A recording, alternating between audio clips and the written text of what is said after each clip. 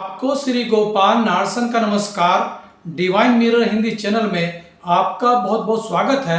आइए जान लेते हैं आज की कुछ खास चर्चित खबरें। जैसा कि आप ब्रह्मा कुमारीज मुख्यालय माउंट आबू के शांतिवन में आज 450 बेटियों के एक साथ ब्रह्मा कुमारी बनकर ईश्वरीय सेवा में समर्पित होने की झलकियां देख रहे थे।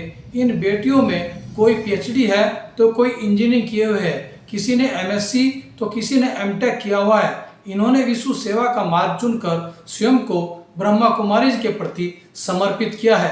संस्था प्रमुख दादी रतन मोहिनी ने इन बेटियों का समर्पण कराया, जिसके साक्षी बने इन बेटियों के माता पिता, परिजन एवं देश दुनिया से आए 13,000 लोग। इससे पूर्व 2013 में 400 बेटियां समर्पित हुई थी। चुनाव चिन्ह बचाए रखने लेकिन उत्तर प्रदेश में राज्य पार्टी का दर्जा खो चुके राष्ट्रीय लोकदल अब अपना वजूद बचाने के लिए 2024 के लोकसभा चुनाव के लिए पश्चिमी उत्तर प्रदेश की 27 सीटों पर नजर गड़ाए हुए है। इसके लिए लोकदल 1500 गांव में समरसता अभियान भी चला रहा है। पार्टी प्रमुख जयंत चौधरी चुनावी गठबंधन का मार्ग भी खोजने में लगे हैं। उत्तराखंड में यूनिफॉर्म सिविल कोड लागू करने के लिए गठित समिति की रिपोर्ट जल्दी ही आने के संकेत मुख्यमंत्री पुष्कर सिंह धामी ने दिए हैं। इस रिपोर्ट में महिलाओं को बराबरी का हक देने, माता पिता की संपत्ति में बेटों के बराबर बेटियों को अधिकार देने, बेटियों की शादी की उम्र कम से कम 21 वर्ष करने, किसी भी धर्म में बहुविवाह रोकने, लिव इन रिलेशनशिप का पंजीकरण प्रावधान बनाने आदि प्रस्ताव लाए जा सकते हैं। उत्तराखंड कांग्रेस अध्यक्ष करण माहरा ने अवकाश के दिन पूर्व मुख्यमंत्री हरीश रावत के घर सीबीआई का समन भेजने की आलोचना की है। उन्होंने उक्त कार्रवाई को भाजपा के सत्ता दुरुपयोग का परिणाम बताया है।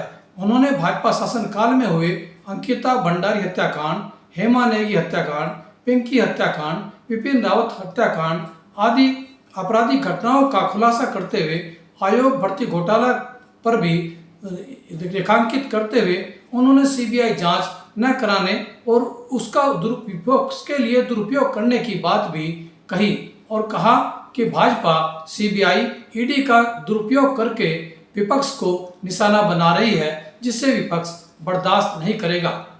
रोडवेज एम्प्लॉयज यूनियन के प्रदेश अध्यक्ष जगदीश बहुगुणा के घर रुड़की पहुंची राज्यसभा सांसद कल्पना सैनी का रोडवेज कर्मचारियों ने जोरदार स्वागत किया। अध्यक्ष जगदीश बहुगुणा ने सांसद कल्पना सैनी से रुड़की डिपो व कार्यशाला का आधुनिकीकरण करने व 10 एसी व 10 सामान्य बसें रुड़की डिपो को दिलाए जाने की मांग की।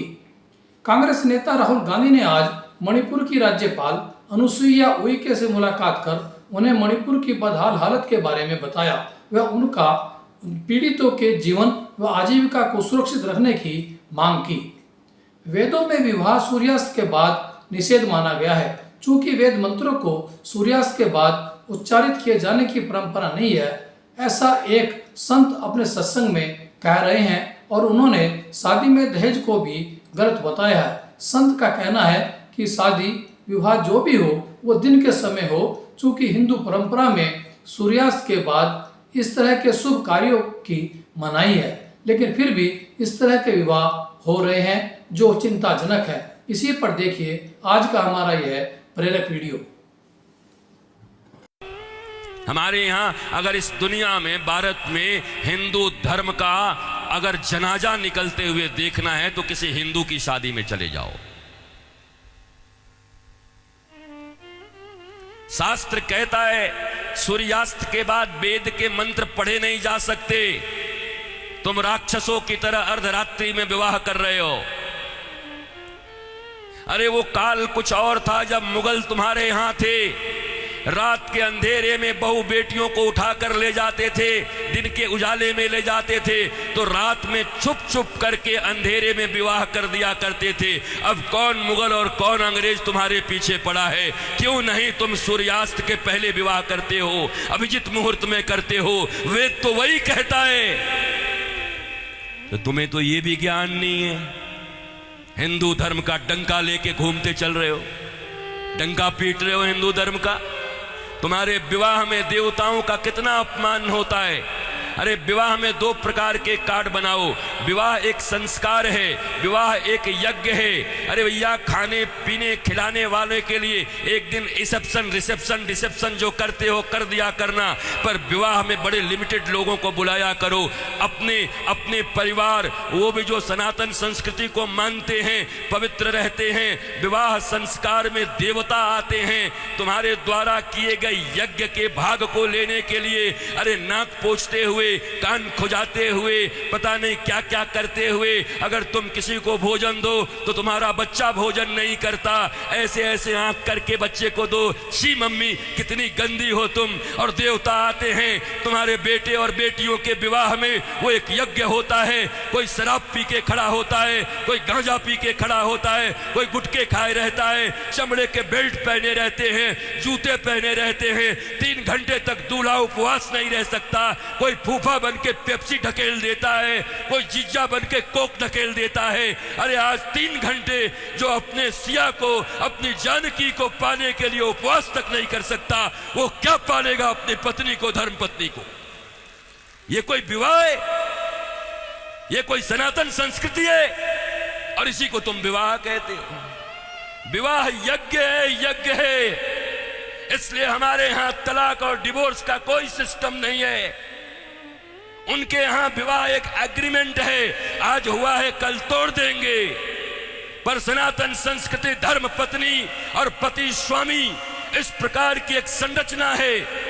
विष्णु और लक्ष्मी बताया जाता उनको। तुम कौन से विवाह कर रहे हो? अंग्रेजों के पिट्ठुओं, अंग्रेजों के गुलाम बड़े बन गए हो। भारत के पैसे खा करके उन पैसों से भारत को ये दिखा रहे हो अंग्रेजों और पाश्चात्य संस्कृति की तरह विवाह करके साधारण भारतीयों के मन में लोभ उत्पन्न कर रहे हो। और ये समाज के अग्रणी लोग बने हुए हैं, ये समाज के श्रेष्ठ लोग बने हुए हैं, ये समाज को दिशा दिखा रहे हैं, ये समाज को भोंडा प्रदर्शन कर रहे हैं, अपने दन का लोगों को दिखा रहे हैं। एक गरीब बेचारा विवाह करने में भी लज्जा करता है, इतना आडंबर बना दिया। विवाह एक यज्ञ है, बड़ा पवित्र यज्ञ है, सुंदर यज्ञ है, वेदियां बनती हैं। हमारे यहां दूल्हे दुल्हन, उनके वस्त्र कैसे होते थे?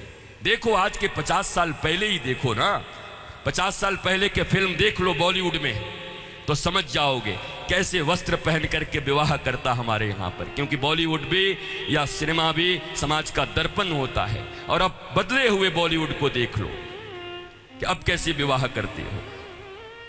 हमारे विवाह में हमारे वस्त्र, हमारे परिधान, फिर लेन देन इतना तो बनता है। 5 साड़ी तो बनती है, 21 साड़ी लगेगी ननद की। अरे कौन से ग्रंथ में लिखा है? कोई माई का लाल भारतवर्ष में किसी शास्त्र में मुझे दिखाए? कहां लिखा है ये लेन देन? तुम्हारी बुढ़िया पुराण में होगा। लोभियों के बनाए गए कानून, लोभियों के बनाए गए नियम।